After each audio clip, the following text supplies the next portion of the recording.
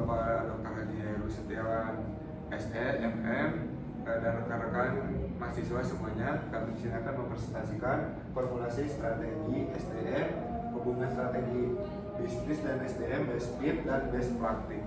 Sebelumnya perkenalkan dulu, nama saya Gin Ginajar dengan NNP 3 angka terakhir 141.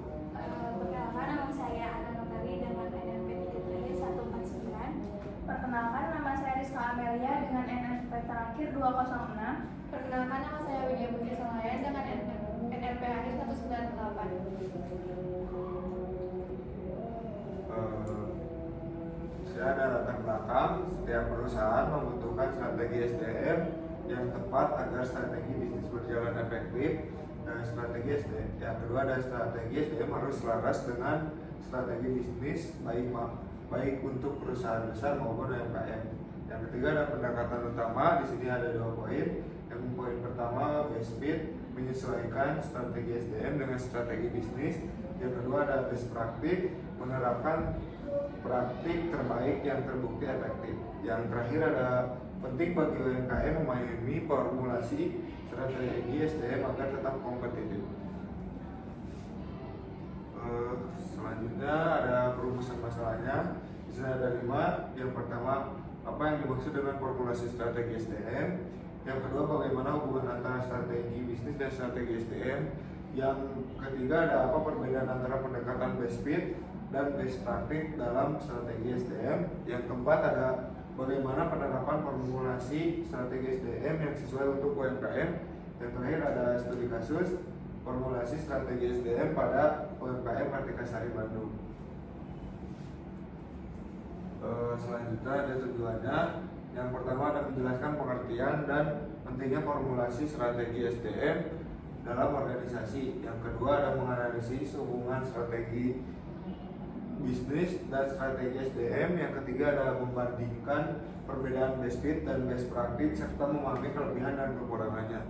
Yang keempat ada menyusun contoh penerapan formulasi strategi SDM yang sesuai untuk UMKM. Yang terakhir studi kasus formulasi strategi SDM pada UMKM Kartika Sari Bandung. Selanjutnya ini ada formulasi strategi SDM. Formulasi strategi SDM merupakan proses penyusunan rencana dan kebijakan untuk mengelola tenaga kerja secara efektif agar mendukung pencapaian tujuan organisasi. Strategi ini memastikan setiap aspek pengelolaan SDM mulai dari rekrutmen, pelatihan, hingga penilaian kinerja berjalan searah dengan strategi bisnis perusahaan. Menurut Bongsal dan Pursal 2020, strategi SDM tidak berdiri sendiri, melainkan harus disesuaikan dengan arah bisnis agar kebijakan dan program kerja yang diterapkan benar-benar mendukung keberhasilan organisasi. Selanjutnya akan dijelaskan oleh rekannya. Oke, selanjutnya ada hubungan antara strategi bisnis dan strategi SDM. Strategi bisnis dan strategi SDM memiliki hubungan yang sangat erat. Strategi bisnis menentukan arah dan tujuan organisasi, sedangkan strategi SDM berperan untuk memastikan ketersediaannya tenaga kerja yang kompeten guna mencapai tujuan tersebut. Dengan kata lain, strategi bisnis menjawab apa yang ingin dicapai, sementara strategi SDM menjawab bagaimana cara mencapainya melalui manusia. Keselarasan antara strategi bisnis dan strategi SDM menjadi kunci dalam meningkatkan daya saing perusahaan. Tanpa keselarasan, strategi bisnis yang baik tidak akan berjalan efektif karena SDM tidak memiliki kompetensi dan motivasi yang sesuai. Selanjutnya, ada pendekatan best fit dan best praktik dalam strategi SDM. Ada pengertian dari best fit dan best praktik. Pengertian dari best fit ini menyesuaikan strategi SDM dengan strategi bisnis perusahaan. Best praktik adalah menggunakan praktik SDM unggulan yang dianggap cocok di semua organisasi. Tujuan utama dari best fit ini adalah agar SDM mendukung arah dan kebutuhan bisnis secara spesifik. Tujuan dari best praktik ini agar SDM menjadi lebih produktif dan termotivasi dengan cara-cara yang terbaik yang sudah terbukti. Yang ketiga ada contoh pendekatan dari best fit. HR di perusahaan manufaktur menyesuaikan sistem kerja agar efisien dan hemat biaya. Contoh pendekatan dari best practice, HR menerapkan metode lean management dan continuous improvement atau kaizen yang sudah terbukti berhasil di banyak perusahaan manufaktur di dunia dunia untuk meningkatkan produktivitas dan mengurangi pemborosan. Terus ada kelebihan dari best fit, relevan dengan kondisi dan strategi tiap perusahaan. Kelebihan dari best practice, praktik-praktiknya sudah terbukti berhasil di banyak tempat. Terus ada juga kelemahan dari best fit, tidak ada rumus pasti, harus tetap menyesuaikan dengan perubahan bisnis. Terus kelemahan dari best practice ini tidak selalu cocok di semua budaya, industri, atau situasi. Terus ada kapan sih digunakannya best practice ini? Digunakannya jika perusahaan punya strategi bisnis yang jelas dan ingin SDM benar-benar selaras dengan arah bisnis. Kapan digunakannya best practice? Jika perusahaan ingin meningkatkan performa dengan mengadopsi praktik SDM unggulan dari perusahaan lain. Jadi dapat disimpulkan, best fit itu menekankan konteks dan kesesuaian atau fit, dan best practice ini menekankan standar terbaik yang sudah terbukti. Selanjutnya akan dijelaskan oleh Selanjutnya, penerapan formulasi strategi SDM untuk UMKM. Formulasi strategi SDM pada UMKM bertujuan agar pengelolaan tenaga kerja mampu mendukung pertumbuhan bisnis secara efektif dan berkelanjutan. Karena UMKM memiliki sumber daya yang terbatas, maka strategi SDM perlu dirancang secara sederhana namun tepat sasaran. Selanjutnya, langkah-langkahnya akan dijelaskan di slide selanjutnya. Langkah-langkah formulasi strategi SDM. Yang pertama ada analisis strategi bisnis, yaitu memahami arah dan tujuan bisnis. Contohnya, UMKM kuliner ingin membuka cabang baru tahun depan.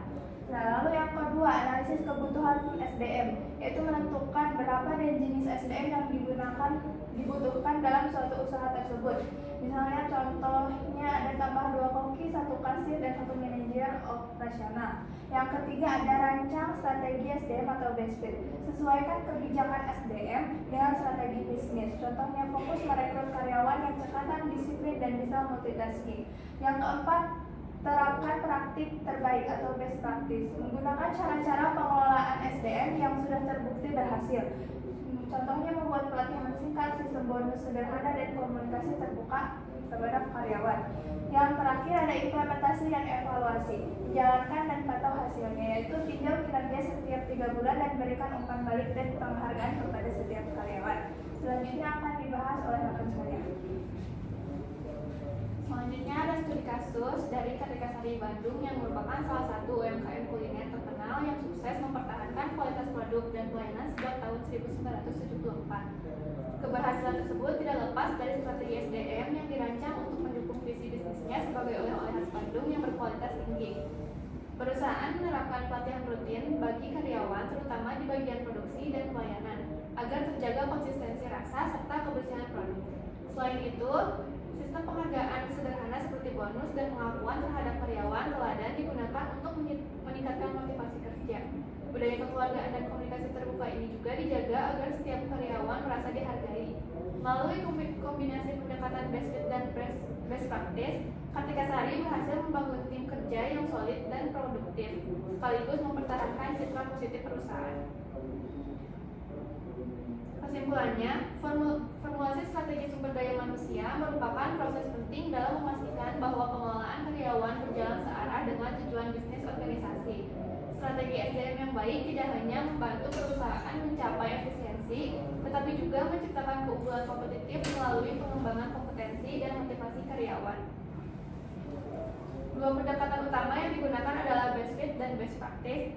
Best fit menekankan kesesuaian strategi SDM dengan praktik terbaik yang telah terbukti efektif di berbagai perusahaan. Gabungan keduanya akan menghasilkan strategi SDM yang relevan, fleksibel, dan berorientasi pada peningkatan kinerja.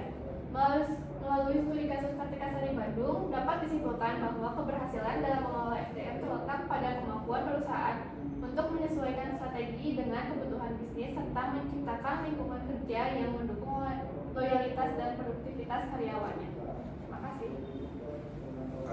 Sekian dari kelompok kami.